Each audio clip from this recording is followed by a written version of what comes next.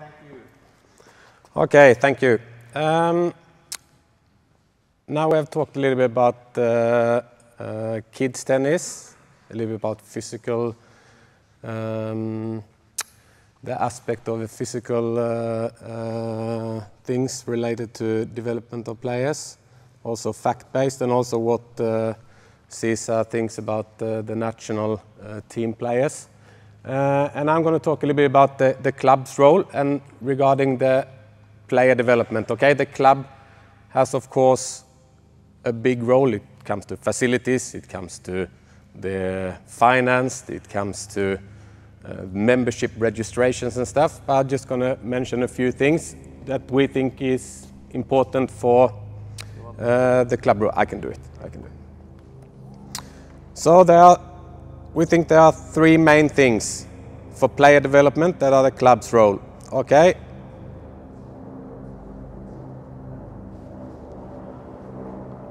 We think it's very important that you have a good plan for the content of the trainings throughout the year. That we include parents and that you work as a team in the club. So I'm going to go through each of those a little bit more in detail. When it comes to a good plan, why? So it's not random, so we secure that all the players get through the program and master the skills, and all coaches are working in the same direction. And I'm going to show an example from one club. Okay. So they have a yearly plan. And here we start, for example, with the red group for September. Okay. In September, the red group is going to work on some technical, some mentally, tactically, physical. Okay. Mentally, okay. Talk about small kids. What is effort? What does that mean? You can move further on. You can do it for all groups. So it's for red level, orange level.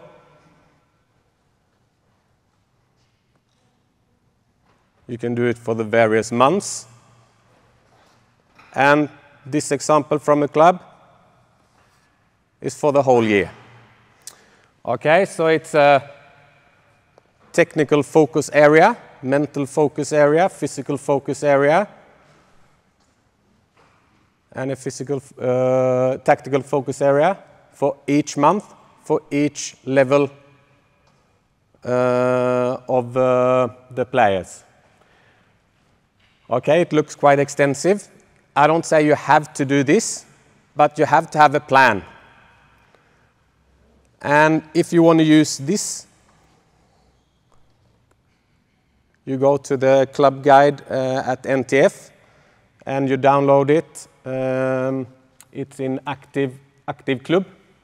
You go under tennis school, tennis kids, download it, use it, change it to what you think is the most important areas. Maybe you have to connect two areas. You say we don't use red level 1, 2, and 3. We are not so many players. We just have red level. But I think it's, when I saw that a club is using that, I think it's quite impressive, quite fantastic how aligned the club are, what they are going to work on during the different months. As a reminder, these are the main focus areas. Okay, we're not only doing that, but that are the main focus areas for this month for the different levels. Number 2, including parents. Okay, start including parents already when the kids are young. Don't wait until they are at the level of 13, the players we're going to see here. So when I'm at the club and I see the head coach and the most experienced coaches are stepping out of court and are with the kids a little bit, when they're going to get picked up by the parents from TFO or AX, as you call it in Oslo, I think it's quite fantastic that they spend time getting to know the parents already when they are 6 and 7 years old.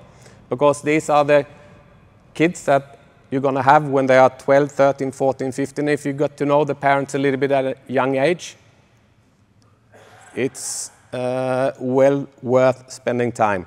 To have an open dialogue, and I know that parents can be difficult, of course. But to have parent meetings, to have an open dialogue with parents is important. Discuss expectations, roles, and sometimes, of course, you have to set some borderlines. It's natural.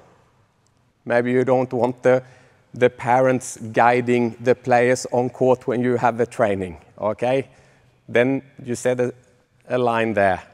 And I remember there was a summer festival here, summer festival, okay, a festival for kids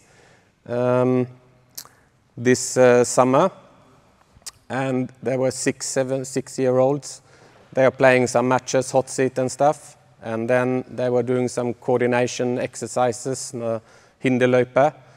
And one parent came up to one at NTF and said that, I think my daughter is playing a little bit too little really good matches here. Okay. Then this person turned down and see the kid is working on coordination skills and smiling down there. This is a summer festival. So the reply was, okay, does your kid smile? Yes. Okay, this is what it's all about. It's a summer festival. Okay, it's about creating good sports, happy experience. Okay, so then it was silent. The same here. Okay, you can use NTF's parent guide. It's in the club guide from NTF, Active Club.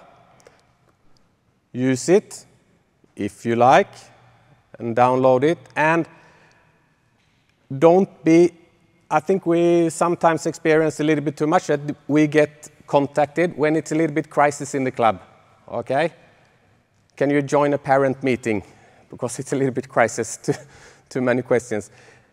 If you work with parents meeting early on, and more than welcome to ask NTF people to come and join the parent meetings and talk to the parents. Maybe you don't experience that crisis meeting at the end, okay? So if you have parent meeting continuously, and we are here, we can come to the club and join you at parent meetings if you like.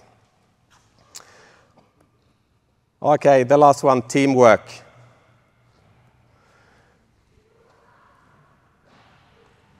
Okay, so if you have a plan and you're talking to the parents and you work with common goals and have a common responsibility, and don't go individually that one coach in the club is going that direction and the other one is going that direction.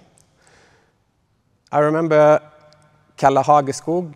A lot of people know the name. He was a very, very successful coach in Sweden a while ago, and I'm working for the Olympiatoppen. He said that, okay, do we work in a team? In advance, for example, of the Davis Cup season and stuff, of course we can sit down, disagree, brainstorm and all that. But when we made the plan, we all have to stick to that plan and work with that. Okay, so it's the same thing a little bit. If you, as a team, come up, this is the yearly plan, you can have different arguments of what should be in there. But when you agreed on this is the plan, then you all have to follow it. Otherwise, it doesn't work. Make sure you create the meeting spots for have those discussions in the clubs. The last one, of course, education and development. We always ask the players to develop, but we as coaches have to develop as well.